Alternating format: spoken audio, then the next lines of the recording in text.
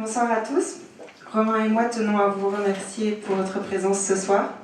Nous tenons évidemment, bien sûr, à remercier aussi la Banque d'Hélène et plus particulièrement René Avaux qui nous soutient depuis le début de notre initiative.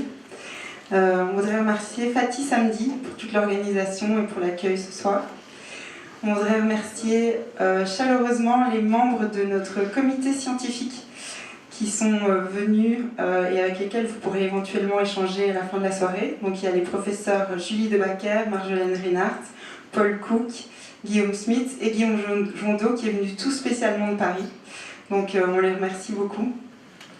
Et voilà, on voudrait également remercier nos familles qui nous soutiennent et voilà. J'arrête avec les remerciements. Donc pourquoi sommes-nous là ce soir ? Eh bien on est là ce soir grâce à un petit garçon merveilleux. Ce petit garçon c'est notre fils Aurélien. Aurélien a 3 ans et demi aujourd'hui. C'est un petit garçon très intelligent, très rigolo, plein de joie de vivre et très courageux. Mais malheureusement, Aurélien est aussi atteint d'une forme rare, d'une maladie rare, appelée le syndrome de Marfan. Pratiquement dès sa naissance, les médecins qui ont suivi Aurélien ont suspecté chez lui une anomalie des tissus conjonctifs. Ça a été pour nous le début d'une odyssée diagnostique de 11 mois, qui s'est terminée par un test génétique qui a confirmé que Aurélien était bien atteint du syndrome de Marfan. Alors recevoir un tel diagnostic, c'est pour des parents évidemment une immense douleur, mais c'est également une libération.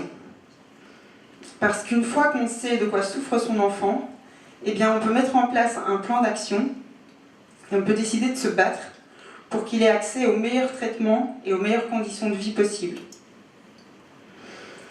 Le diagnostic nous a également permis de comprendre que le syndrome de Marfan est une maladie plurisystémique, c'est-à-dire qu'elle atteint plusieurs systèmes. Le système musculo-squelettique, les poumons, les yeux, mais également le cœur et les vaisseaux sanguins. Pour certaines personnes atteintes du syndrome de Marfan, les atteintes peuvent être très handicapantes et ça peut même limiter l'espérance de vie. Merci. Mais donc effectivement, l'annonce du diagnostic était une forme de libération, mais très difficile.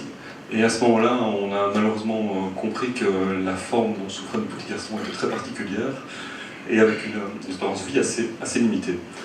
Alors on a décidé de se battre et on s'est plongé dans l'étude de la littérature, de ce qui était disponible, avec l'aide du professeur Guillaume Smith qui est là ici, qui nous a encadrés et aidés à avoir accès à l'information. Et petit à petit, on s'est rendu compte voilà, qu'on était en plein au milieu de quelque chose pour le moment, une véritable révolution dans le domaine des soins de santé, ce que certains appellent la révolution génomique. Alors on a compris que la génomique allait avoir un impact déterminant sur le diagnostic, parce qu'elle allait permettre d'avoir un diagnostic plus rapide, plus fiable et moins cher, qu'elle aurait aussi un impact sur la recherche, en ce qu'elle permettait à présent d'étudier non pas un gène isolé, comme on faisait traditionnellement, mais de passer à l'étude de l'ensemble du génome et de l'ensemble des interactions entre les gènes qui font la personne qu'on est. Ensuite, on a compris que la génomique aura un impact aussi sur l'élaboration des médicaments, que dans le futur, ou dès à présent en réalité, les firmes allaient pouvoir envisager de répliquer les effets protecteurs de certains gènes. Vous comprendrez mieux ce dont je parle après les interventions des orateurs suivants. Et ensuite, on a compris, ça c'est le graal ultime, que la génomique permettait, grâce à une connaissance plus fine du génome humain, de mettre en place des thérapies génétiques. C'est des choses auxquelles on n'ose à peine rêver en tant que parent d'un enfant malade, mais ça existe. Petit à petit, on a compris aussi qu'il manquait une pièce à ce puzzle. Et on a compris que nous, en tant que parents d'enfants malades, que les patients, à leur petite échelle, nous avions un rôle à jouer. Et nous pouvions aider l'ensemble des chercheurs à avoir accès aux informations dont ils ont besoin. Mais ça, c'est le professeur Andepap qui va vous l'expliquer.